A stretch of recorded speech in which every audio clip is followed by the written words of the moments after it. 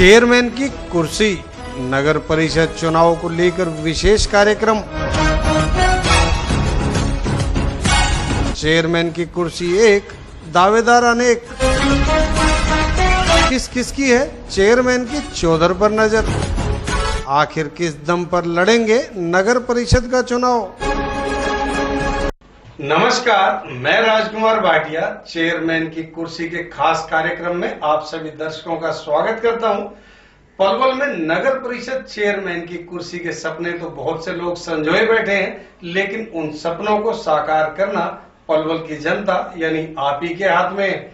देखना है कौन इस कुर्सी पर बैठता है, कौन इस लड़ाई को लड़ता है।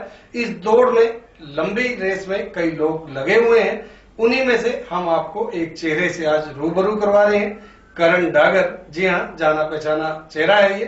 पहले ये जिला परिषद के पार्षद भी रह चुके हैं।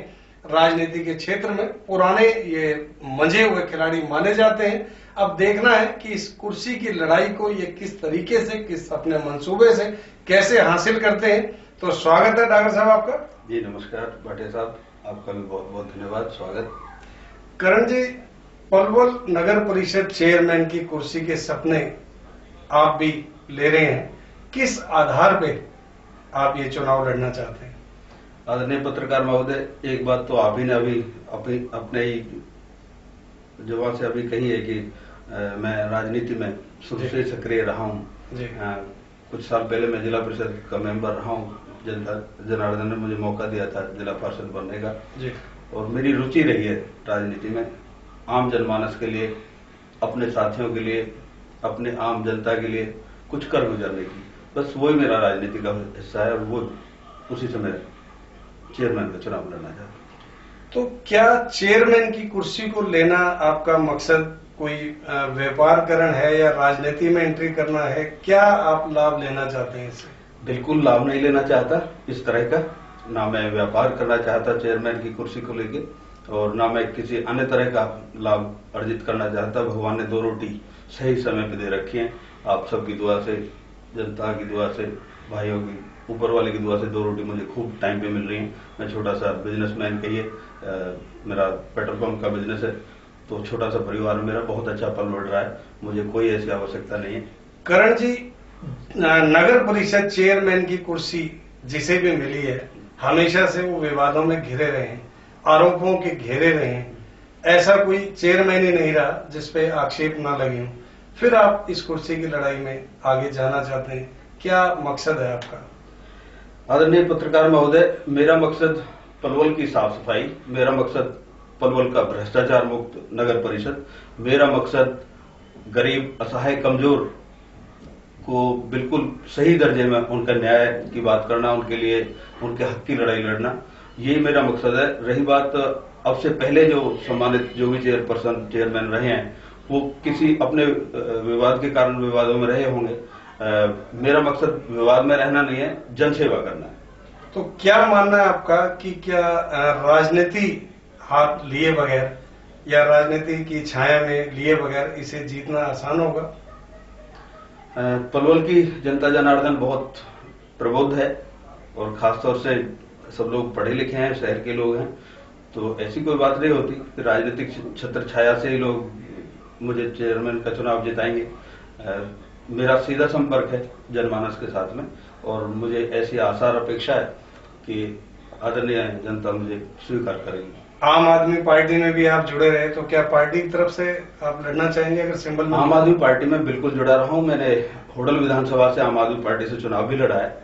बाकी इस वक्त मैंने अपने आदरणीय जो भी हमारे बड़े सम्मानित नेता हैं दिल्ली के, मैंने उनसे मैसेज कन्वे कर दिया है, मैंने उन्हें संदेश पहुंचा दिया है कि मैं अब की बार चेयरमैन नगर परिषद पलवल का चुनाव आम आदमी पार्टी से नहीं लड़ूंगा। ऐसे कौन से मुद्दे आपको लगते हैं पलवल में जो नगर परिषद के दायरे में है, जिन्हें सुलझाना अब तक किसी के बस नहीं रहा और आप उन्हें सुलझाएंगे?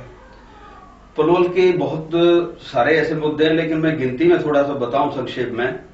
पलवल की पानी निकासी जी बहुत बड़ा मुद्दा है।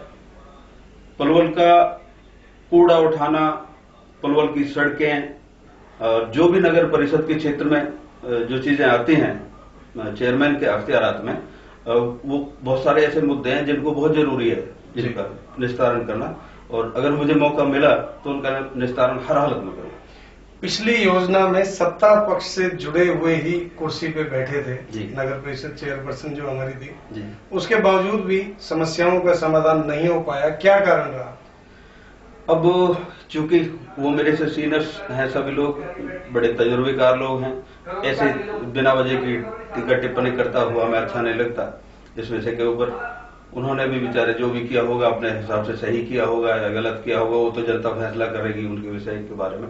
बाकी मैं अपनी तरफ से कोई और कसर बाकी नहीं छोड़ूंगा। आपके ऊपर एक बड़ा आरोप भी लगता रहा है जी। कि राजनीतिक लाभ लेने के लिए आपका जन्म तो अलग परिवार में हुआ और आपने एडॉप्ट का जो ऑप्शन अपनाया वो एक राजनीति लाभ लिया।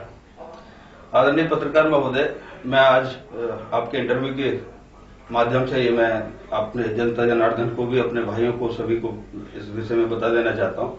मेरा गांव किशोरपुर है जी। बचपन में किन्हीं परिस्थितियों में मुझे एडॉप्ट कर दिया गया था जी। मैं बाई बर्थ जाट हूँ जी। और परिस्थितिवश जब मैं बिल्कुल हुआ ही था बचपन में ही, तो मुझे एससी कास्ट में गोद ले लिया गया था। जी। और मैंने तो जब से होश संभाला है तब से मैं अपने आप को एससी कास्ट में ही पाया जी। तो मेरे दिल दिमाग में तो ऐसी कोई बात है जी। नहीं। लेकिन ठीक है, विरोधी लोग 100 तरह की बात करते हैं, वो करते रहेंगे, मुझे उस बात से कोई फर्क नहीं। पारिवारिक पृष्ठभूमि आपकी अलग रही है और फिलहाल आप एससी जो है बिलोंग करते हैं। बिल्कुल। क्या मानना है कि दोनों में क्या कुछ अलग तरीका है रहन सहन का या कुछ अलग है? कहाँ आपका झुकाव ज्यादा रहता है ऐसे में? झुकाव का तो जहां तक बात है, जहां मैं एडॉप्ट हूँ मेरी मम्मी के घर में, वो मेरे माता पिता वो भी एक्सपायर कर चुके हैं, वो भी चले गए बेचारे, स्वर्गवासी हो गए। मुझे छोटे से बचपन में ही थोड़े दिनों के लिए उनका सौभाग्य प्राप्त हुआ अब सेवा करने का। जी। और अभी तो मैं अपने परिवार में मैं हूँ, मेरी पत्नी है, मेरा बेटा है। जी। तो हम 3 लोग हैं इस वक्त। मेरा छोटा सा बेटा है। मैं पलवल में ही रहता हूँ, आपके सोहना मोड़ सिटी थाने के पास में। तो नगर परिषद की चेयरमैन की कुर्सी को पाने के लिए किस तरीके से, क्या आप आज के समय में हथकंडे भी अपनाए जाते हैं? क्या माना जाए कि पैसे के दम पर लड़ेंगे या अपने किस कैरियर के माध्यम से? क्या कोई समाज सेवा में या कहीं आपका ऐसा कुछ लोगों से जुड़ना, कैसा जुड़ा हुआ आपका? पत्रकार में होते बिल्कुल कोई हथकंडे नहीं अपनाऊंगा, सीधा जनमानस के पास, आम जन के पास जाऊंगा। बहन बेटी, माँ पिता समान जो भी बुजुर्ग हैं और जो भाई हैं, युवा साथी हैं, सबसे हाथ जोड़ के रिक्वेस्ट करूंगा, सबसे हाथ जोड़ के वोट के लिए अपील करूंगा। कोई किसी तरह के फालतू के हथकंडे कभी नहीं अपनाऊंगा, ना अब ना आगे। तो आगे पार्षदों से भी आप संपर्क साध रहे हैं जो लोग चुनाव लड़ने की तैयारी कर रहे हैं? जहां तक बात इंडिविजुअली केवल पार्षदों की नहीं है, पार्षद भी भाई हैं, सभी लोग मेरे पुराने मिलने वाले सब साथी हैं और कोई मेरे से छोटे हैं, कोई बड़े हैं, कोई पिता तुल्य भी हैं मेरे। और मैं सभी जाति धर्म, सभी बिरादरी के लोगों से संपर्क में हूँ और दिन रोज संपर्क करता हूँ। कोई ऐसी योजना बनाए बैठे हैं, जैसे आपने बताया कि सफाई मुद्दा पलवल में या जल निकासी मुद्दा, ऐसी कौन सी? अभी कूड़ा निस्तारण केंद्र भी एक बनाया गया है यहाँ पास में फिरोजपुर गांव में, जिसे लेके लोग विरोध कर रहे हैं कि यहाँ न बनाया जाए। तो क्या लगता है कि आप ऐसी कोई योजना, क्या आप विशेषता ऐसी लाएंगे कि आप इन्हें आसानी से सुलझा पाए इन समस्याओं को? सर, समस्या तो अगर यदि आदमी का मतलब एक तरह से दिलो दिमाग उस समस्या की तरफ हो और अपने कर्तव्य के प्रति हो, तो समस्याएं तो बहुत आसान होती हैं सुलझाने के लिए। जब आपके पास में उस तरह की हैसियत होगी आपके काम करने की, तो काम तो सुनिश्चित होंगे ही। आज चंडीगढ़ को देखिए, आप ऊटी को देखिए, आप बेंगलोर को देखिए, या और बहुत सारे ऐसे जगह हैं जहां आप सड़क पे एक तिनका नहीं ढूंढ सकते फालतू का। जहाँ घास होनी चाहिए वहाँ घास ही है, जहाँ घास नहीं होनी चाहिए वहाँ बिल्कुल नहीं है, साफ सफाई है। तो चंडीगढ़ में ऐसा क्या है और पलवल में ऐसा क्यों नहीं? ये सब चीजें प्रमुख हैं। आप शिमला चले जाइए, देहरादून, मसूरी चले जाइए, साफ सफाई की व्यवस्था है, बाकायदा बहुत अच्छी व्यवस्था है। तो इसमें आप शिक्षा का क्या महत्व मानते हैं? समाज सेवा से अगर आप जुड़ते हैं, शिक्षा को लेके क्या महत्व है? देखो सर, डॉक्टर अंबेडकर साहब ने कहा है कि बिना शिक्षा के तो आदमी एक यूं कह सकते हैं कि बिल्कुल, क्या भाषा का इस्तेमाल करूं, एक तरह से पशु समान होता है। और शिक्षा का बहुत बड़ा महत्व है। अगर हम हमारे आने वाली पीढ़ी, हमारे बच्चे, हमारे साथी सब लोग शिक्षित होंगे तो वो जानकार होंगे। वो मेरे से भी क्वेश्चन कर सकते हैं, मैं उनसे भी क्वेश्चन कर सकता हूँ। वो मुझे अच्छी राय दे सकते हैं, मैं भी उनको कोई अच्छी राय दे सकता हूँ। तो शिक्षा का महत्व तो बहुत बड़ा जगत में है, पूरी दुनिया में है। जी, तो कोई पलवल वासियों को इसे लेके कोई अपील करना चाहेंगे चुनावी आपके मुद्दे को लेके?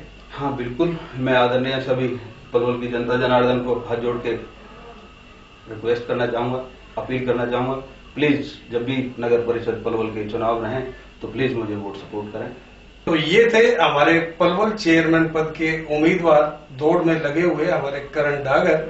आगे आपको इस कार्यक्रम में किसी अन्य उम्मीदवार से मिलवाएंगे, उनकी क्या सोच होगी, क्या विचार होंगे, उनसे भी मिलेंगे। धन्यवाद आपका भी। चेयरमैन की कुर्सी, नगर परिषद चुनाव को लेकर विशेष कार्यक्रम।